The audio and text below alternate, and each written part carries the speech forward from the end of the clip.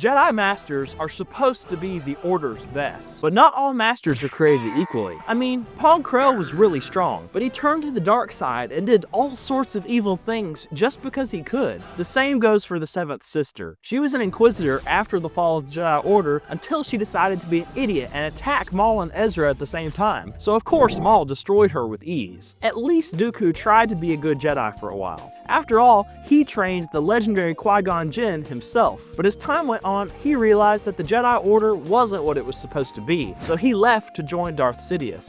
But just like the Seventh Sister, Dooku died when Anakin executed him in Episode 3. Yeah, turning to the dark side never ends well.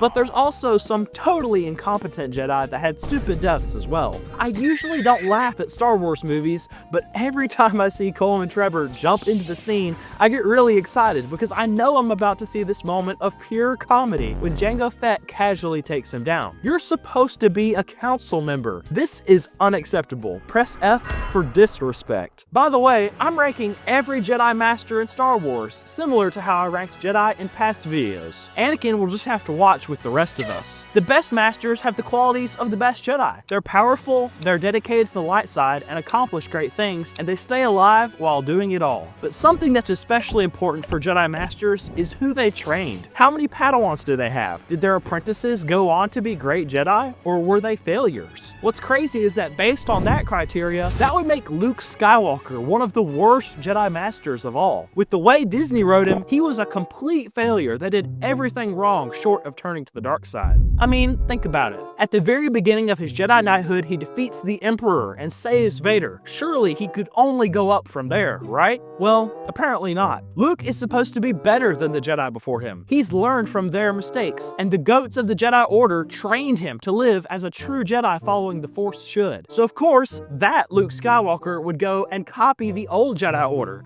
and then go completely insane and try to kill one of his Padawans. But the thing is, he's lost all concept of fighting skill, to the point where Ben Solo is capable of destroying the entire Jedi compound with no consequences. So Luke falls into a shame spiral and exiles himself, and can't be bothered to help the galaxy from the Empire 2.0 until Rey tracks him down and basically just annoys him to death. Obviously, I can't take any of that seriously when making this list. I just had to rant because what they did to my boy Luke is outrageous and unfair. We'll talk more about him later. Similar to Coleman Trebor, Jedi Master Bola Ropal died at the hands of another bounty hunter, Cad Bane, except his death was much more humiliating since Bane was able to capture Ropal alive and bring him back to his ship to torture him. But I have to admit, Bola Ropal was pretty heroic in not giving up the information in the holocron he was trying to protect. And honestly, I always try to rank Coleman Trebor as low as possible on any list I make. So there's that. At least Jedi Master Halsey went down against a good opponent, that being none other than Prime Savage Opress. For like 2 episodes, Savage was moving like Prime LeBron. He might have been in the same tier as Mary Sue Ray. Not even the characters with plot armor could stop him, especially not a guy like Halsey. But a Jedi Master should be able to put up a better fight than this. This is just pathetic. Jedi Master Tiplar had the excuse of being focused on the battle in front of her when Tup executed her. Obviously, if she had been able to put up a fight, that wouldn't have happened. From her brief appearance, it seems like she was a good Jedi who cared for the clones under her command. Her sister, Tiplee, gets the next spot on this list because she just doesn't really do anything. Supposedly, after Tiplar died, she kind of fell into a dark place. That's understandable, but a good Jedi shouldn't let that consume them. And it seems like she didn't let it consume her, as she continued being a Jedi until Count Dooku beat her in a duel. Next up is a Jedi I bet you haven't heard of, and that's Coleman Siaj. He randomly got promoted to the Jedi Council right before Revenge of the Sith, and basically all we see is him consistently showing up to council meetings. And somehow he managed to escape Order 66, and nobody knows his whereabouts. Good for him. Yes. Since when was Coleman such a popular name in Star Wars? How did 2 of these brothers get on the council? I bet if the Jedi Order had Coleman Skywalker, things would have been different. I guess Stas Ali tried making a difference by fighting in the war, but then she died in the dumbest way possible in Order 66. When the time came, the clones smoothly dropped back and shot her down. And the funniest thing is she didn't even notice what was happening. I honestly think she might have just died wondering what was happening to her speeder. Imagine being that clueless.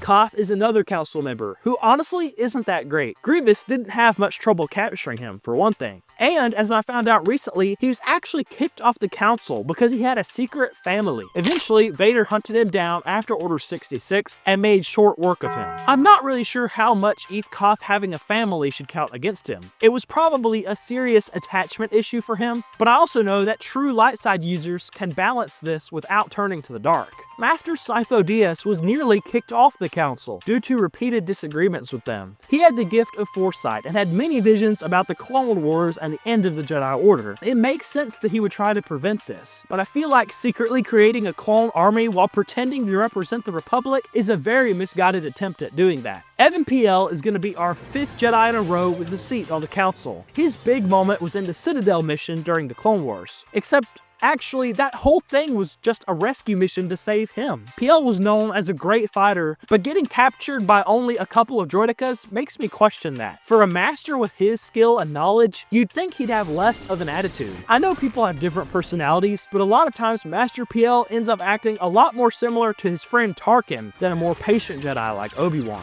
Agen Kolar also showed traits that did not exemplify the maturity and wisdom a Jedi Master should have. He tended to be very overconfident and even prideful of his own skills, particularly in combat. That's why Agen Kolar was the first to go when he came with Mace Windu to arrest the Chancellor. Even after Sidious revealed himself to be a Sith, Kolar didn't take him seriously at all. The thing with most of these Jedi Masters is that we just don't know much about them. They're all extremely skilled, no doubt about that, but the best Jedi Masters make more of an impact on the story of Star Wars because of who they are and who they've trained. Saesee Tiin, for example, is a master who was on the council for many years. He was widely recognized as perhaps the best starfighter pilot in the Order. He even had very special telepathic abilities, since he was an Itachi. Thus, we can reasonably infer that he had the same powers as someone like Darth Cognis, who could see possible futures, read minds, and suppress people's force abilities. We rarely see him in action though, and as it turns out, he may have never had a Padawan. In Legends, Saesee Tiin actually refused to take on a Padawan after the traumatic death of his master. There's plenty of Jedi that took long breaks between Padawans, or only trained 1 or 2. To me, that makes total sense, but choosing not to train a single apprentice is just wrong in my opinion. If you're someone who's been blessed with the power, skills, and wisdom to become a master, that must be passed down to someone. Refusing to do so is a huge loss to the Order and to a youngling who would benefit greatly from that training. So yeah, Master Tiin kinda sucks for that. Not everyone is equally qualified to train someone though. Unlike a master like Bolo Ropal, Cere Junda gave up her Padawan's location under intense torture from the Empire. When the Empire found her Padawan, they tortured her and destroyed her mentally until she became an Inquisitor. That's how Trilla, the second sister, was born. And then, the fact that all of this happened caused Cere to turn to the dark side and senselessly kill dozens of Imperials. Not even the torturers, just random rank-and-file troopers that happened to be there. Out of guilt, she cuts herself off from the Force. No good Jedi would ever do something like that, since following the Force is the most important thing a lightsider should do. She does ultimately redeem herself through helping to train Cal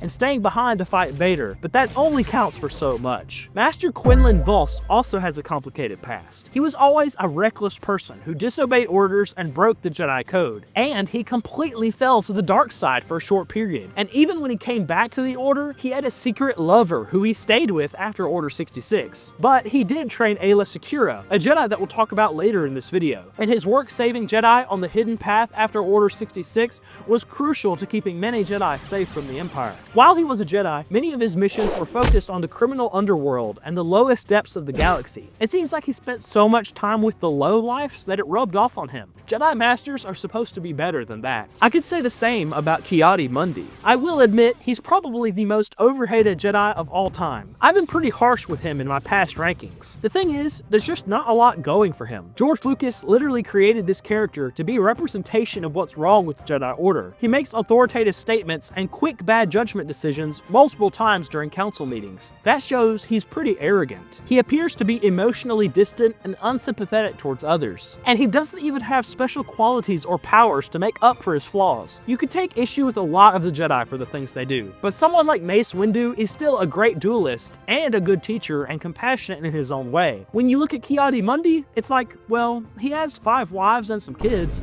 Good stuff. And he's trying his best not to be attached to them, which is worse for everyone. But hey, low birth rates and everything. Next, we have a really complicated Jedi to rank. That's Master Luminara Unduli. On the one hand, I'm a fan of Luminara. She's a lot like a female version of Obi-Wan. She's always calm and collected. She's thorough and prepared for her missions. She's logical, disciplined, and follows the Jedi rules. But in following the Jedi rules to the letter, she has her fair share of issues as well. She was very emotionally detached from everything around her. She had good relationships with other Jedi, and she even got along with Anakin really well. But when it came to other people, she lacked empathy. For example, she crashed her transport into a village and killed the Martez sisters' parents. And after they ask her for help, she just brushes them off and says, "The Force is with you." Even if she had a mission to do, clearly the right thing would have been to stop and help, especially since she was the one that caused the problem. And of course, her main problem is her failure in training Barriss. At some point, as a Padawan grows up and becomes their own person, their decisions reflect back on the Master less. But the magnitude of what Barriss did has to have some implications for Luminara. Think about it for a minute. Barriss had become so dissatisfied with the way that the Jedi were handling the war that she thought bombing the Jedi Temple and then framing Ahsoka for it was the best course of action. That doesn't happen overnight. This was a slow, dark progression for Barriss, and Luminara either didn't notice at all or didn't help her apprentice in the ways she needed. Master Unduli must have just dismissed Barriss's concerns, likely because Luminara saw no issue with the Jedi being the Republic soldiers in the war, causing pain and suffering across the galaxy. I mean, this is the woman who crashes into impoverished neighborhoods for fun and just walks away. So yes, while she is an accomplished Jedi who fought on many campaigns and shows great traits on many occasions, she has some glaring flaws, more so than the best masters. From here on out, pretty much every Jedi I'll talk about is really great, and as we get higher, who these masters have trained will become more and more important to make a difference between them. First, we have Adi Gallia, who did die a pretty dumb death at the hands of Savage Opress. But like I said earlier, with the way he was moving, there were very few Jedi who had a chance against him. Even so, choosing to kick Savage in the knee like it's gonna do something is a terrible idea. You have a lightsaber, just use it.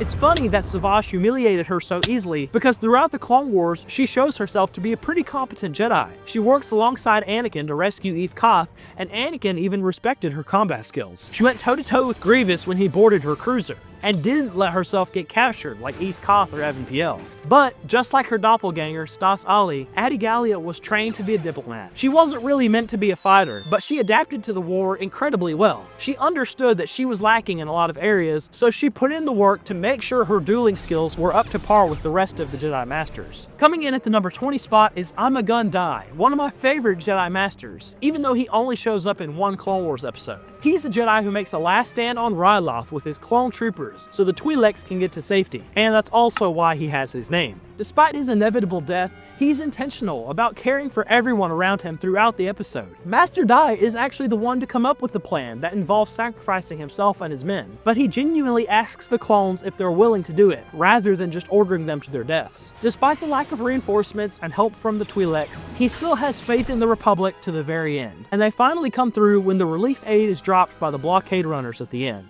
We never really see Master Tera Sinube in combat situations, but even in his old age, he was a capable fighter. Tera Sinube was one of the oldest Jedi in the Order, a good friend of Yoda's and a retired council member. He was known for his wisdom and knowledge, a Jedi that was often sought out for advice by the likes of Anakin and Ahsoka. Other than that, his main job was supervising younglings through their training. Nothing too crazy. He was captured during Order 66 and killed sometime after, only to be preserved as a trophy in Fortress Inquisitorius. While Master Jaro Tapal never served on the council or saved an entire planet, the way he carried himself during Order 66 shows what kind of Jedi he really was. He was gracious and patient when training Cal, while still being firm with him given his young age. And during Order 66, Tapal stayed calm and didn't tap into the dark side like some other Jedi did. Sure, he did kill some clones outright, but we see him use force pushes and deflect shots away from the troopers in an effort to save their lives. He was able to run through multiple squads and made it all the way to the escape pods. He probably wouldn't have died if he hadn't been caught trying to protect Cal while still trying to save the clones. Jaro Tapal was clearly extremely powerful and a great fighter. I wish we could have seen more of him in a comic or even a show,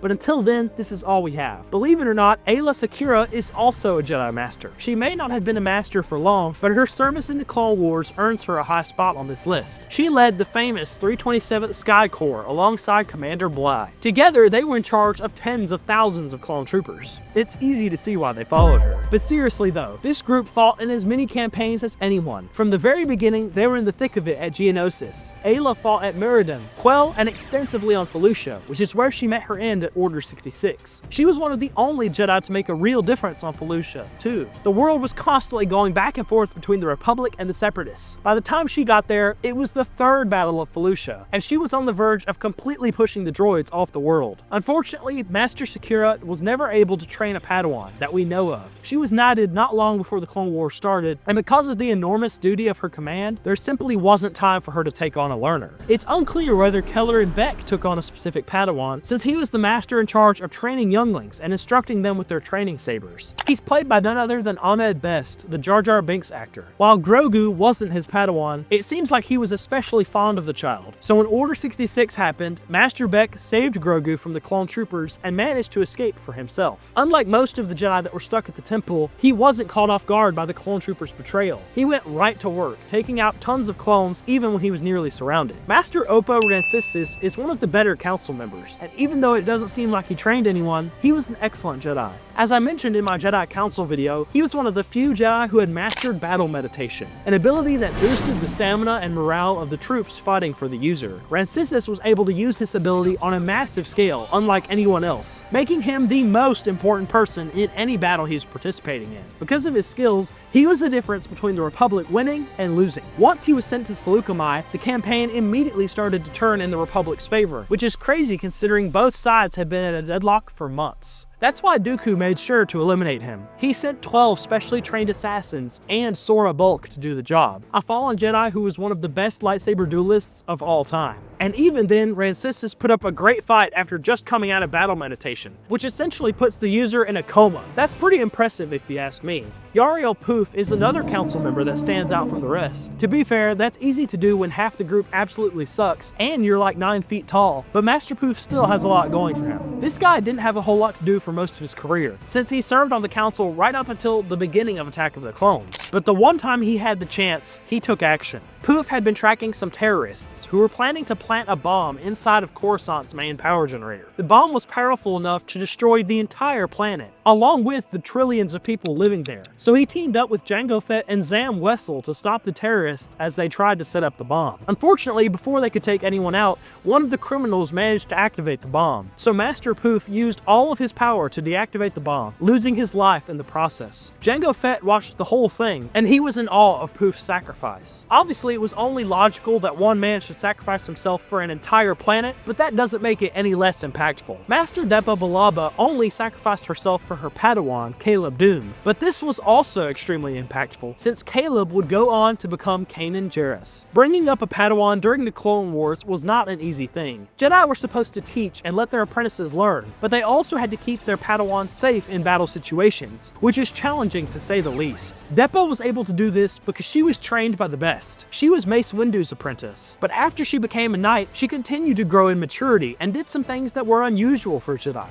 Depa Billaba's open-mindedness is reflected in her training of Caleb Dume. Caleb grew to where he was able to fight right alongside Depa in many campaigns, including the successful conquest of Kalar, the planet where she met her end. Kanan would go on to be a top 10 Jedi, in my opinion, because of how he was able to follow the light side so well, which he probably owed in part to Depa. So, because she protected her Padawan from the clones that day, Kanan Jarrus could live. Ezra Bridger had a master, and eventually Lothal was liberated, all because of her selflessness. Next is Eno Cordova, who mainly appears in Jedi Survivor. He trained Cere, and despite her shortcomings, she was still a great Jedi at one time, and that's a testament to his training. He was a good friend of Qui-Gon Jinn, suggesting that Cordova had similar views when it came to listening to the Force over following the Jedi rules and traditions. When Eno had a vision of Order 66, he believed it. He desperately tried convincing the council to do something to stop what was coming, but no one listened to him. The Order was too blind and clouded by the darkness that Sidious held over them. They didn't want to listen to what the Force had to say. Because of this, when the time finally came, he was ready. Eno Cordova survived Order 66 and managed to preserve lots of priceless information from other Jedi temples, and left clues behind so that Cal was able to recover some of it. He continued working on Jedha as part of the Hidden Path, the group that Quinlan Vos established to keep Jedi survivors safe from the Empire. Unlike Yoda, who completely exiled himself, or Eth Koth, who just tried to hide, Cordova did what he could to serve. Sadly, this led to his death at the hands of the ISB agent Bode Akuna. But all in all, Eno Cordova consistently showed himself to be a wise Jedi who followed the light side of the Force as well as he could. Somehow, Jocasta Nu was also able to survive Order 66, even though she was basically a fossil at that point. She served on the Jedi Council for many years before stepping down to become the head librarian in charge of the Jedi Archive. In this role, she was able to make an impact on generations of Padawans and Jedi Knights who sought to learn and grow in wisdom. In the aftermath of Order 66, Jocasta Nu went back to the Jedi Temple to find the holocron containing the list of all of the Force-sensitive children in the galaxy. She knew someone needed to keep it out of Palpatine's hands, or all of those kids would have been turned to the dark side. She died at the hands of Darth Vader inside of the temple ruins shortly after sneaking in and destroying the list, ensuring all of those children were safe. And she even gave Vader a short fight. That's an impressive feat for anyone, especially an old lady who'd sat behind a desk for most of her life. Master Saesee Tiin likely died to Vader as well, as shown in this deleted scene from Revenge of the Sith. While she didn't have a Padawan, she still deserves the number 10 spot on this list because of who she is and because of her service during the Clone Wars. She was in charge of training the clones on Kamino and overseeing all of the Republic's operations at Tipoca City. She hadn't been a master for very long before the war, so probably Saesee Tiin just didn't have any time to take a learner under her wing with all of her responsibilities. And her job was no small thing. Every clone trooper in the army was under her supervision at some point in time. She had an impact on thousands, if not millions of people. Saesee Tiin always managed to be empathetic and compassionate despite her position. She was still firm and rigorous, but she truly saw the clones as humans. While the Kaminoans and bounty hunter trainers would call the clones by their number designations, Saesee Tiin always referred to them by the names they chose for themselves, even though she talked to hundreds of them on a daily basis. I know that meant a lot to the clones. And of course, she also served on the council during the war, helping to balance out the idiots that served with her that we ranked earlier. Now that we're in the top 10, these are the best Jedi Masters ever. Some of these spots could be switched around depending on your opinion, but I think I've got a pretty great list here. At the number 9 spot, we've got Kit Fisto. He's one of the best Jedi, no matter how you look at it. He's an amazing duelist, quite possibly one of the best for his time. Not to mention that he was fun,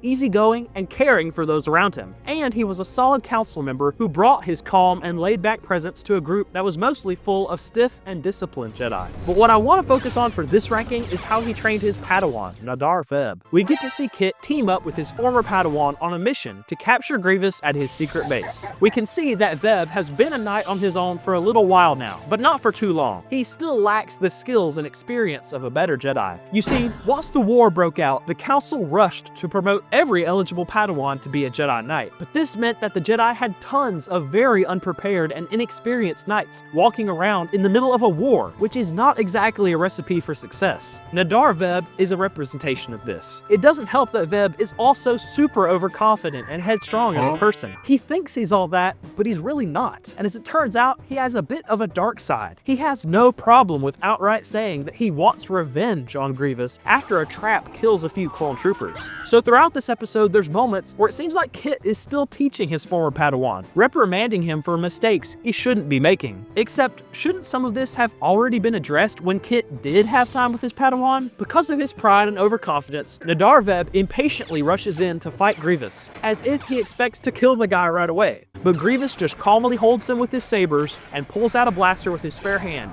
shooting Veb in the chest. Kind of a pitiful way to go, not gonna lie. Taking home the number 8 spot is Jedi Master Yaddle, almost for the opposite reasons as Kit Fisto. You see, Yaddle isn't that impressive as a Jedi. She was a great council member who served for a long time, becoming friends with the likes of Dooku and Qui-Gon. And she was supposed to be really powerful too. But then when she confronts Dooku after he became a Sith, he wipes the floor with her.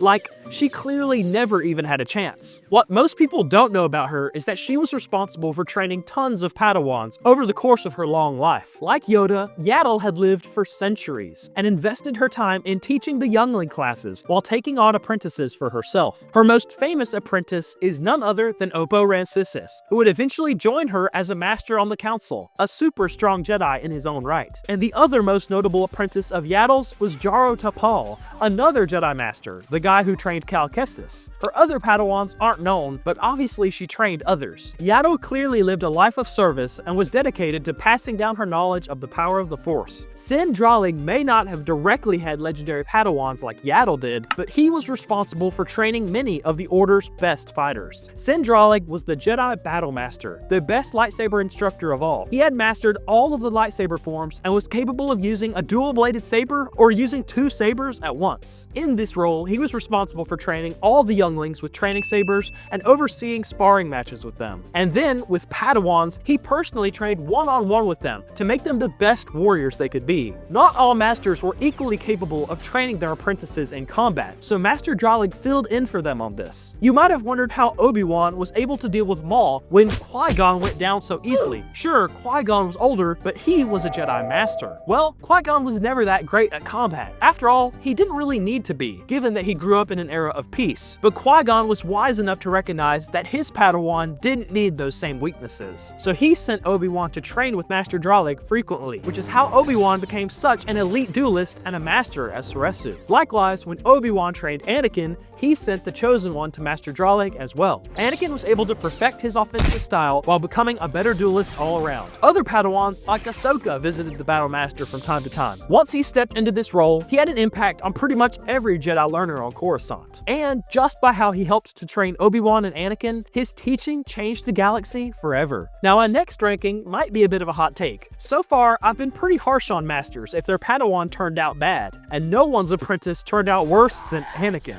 But I still believe Obi-Wan Kenobi deserves the number 6 spot on this list, and that's not just because he's my favorite Jedi. Now, you could talk about Obi-Wan's mistakes and shortcomings with Anakin all you want, but just think about it for a second. Literally right after becoming a Jedi Knight, he takes on Anakin as his Padawan, a 9-year-old who is way too old to be starting Jedi training. Honestly, it's unbelievable that the Jedi didn't stop this from happening. This is why Obi-Wan ended up being more like a brother for Anakin when he needed a father. But even just as a brother, Obi-Wan still did an amazing job as a master. He had to deal with a confident, arrogant, headstrong kid who knew he was the Chosen One and was quickly becoming more powerful than anyone, and Kenobi managed to handle it. It was really an impossible task from the beginning, and nobody could have stopped Palpatine's manipulations. The fact is, Obi-Wan simply wasn't the right master for Anakin, but that's not his fault. That aside, Obi-Wan is still an amazing Jedi. He was only a master for 3 years before the fall of the Order, but in that time, he still had numerous accomplishments during the war as one of the Republic's top generals. He stayed strong through Order 66 and took down Anakin at the peak of his powers. And when the time came, he was willing to exile himself with a purpose, to watch over Luke and make sure that Ben Kenobi could help him when the time came. After 20 years of waiting and thinking over his regrets, he willingly sacrificed himself to save Luke and his friends. And Obi-Wan continued to help Luke after death. I know this is inconsistent with my other rankings of Obi-Wan, but if we're just focusing on what he did as a Jedi Master and Anakin's teacher, I think he fits pretty well right here. Moving into the top 5, we have Mace Windu. Personally, I have really mixed feelings on Mace. I've been tough on him in the past, but there's no denying that he's a great Jedi, and he trained a future master and council member in Depa Billaba. When I look at Mace, there's obviously some glaring issues. He was incredibly attached to the Order and followed its rules and traditions too closely without leaving room for following the Force. This caused serious issues in his relationship with Anakin, and since Mace was the main representative of the Council, this ultimately pushed Anakin away from the Jedi and closer to Palpatine. Now, most of his criticisms about Anakin were correct. He was right not to trust him, but Mace definitely could have gone about dealing with Anakin in a different way. That's where his arrogance got the best of him. That's why Anakin chose to save Sidious rather than let Mace finish the Sith once and for all. Because if it weren't for Anakin intervening, Mace would have saved the Republic. There's no denying that Mace was the best duelist in the Order. Yoda, Kit Fisto, and the other council members couldn't handle Darth Sidious, but Master Windu did. Mace was an excellent Jedi in the only way he knew how. The concept of following the Force like Qui-Gon did was completely foreign to him, and he was too narrow-minded to consider that to be possible. He simply wasn't wise enough to let himself grow in this way. He was just a product of the Order, and most of the time, in his decisions as a leader in the Order, he was correct. The fourth best Jedi Master is none other than Plo Koon. While he doesn't have a notable Padawan like most of these other Masters, Plo Koon takes this spot on the list just because of how great a Jedi he is. You'll remember that I said he was the best Jedi Council member of them all, and honestly, he was the obvious pick. When it came down to how Plo Koon carried himself as a Jedi and how he served the people around him, the other Council members couldn't compete. Like Shaak Ti, Plo treated his clone troopers as equals and individuals. He cared deeply for his men, and they loved him in return. And despite him never being seen with a Padawan, he took interest in other younglings and Padawans, taking time to give them advice and share his wisdom with them.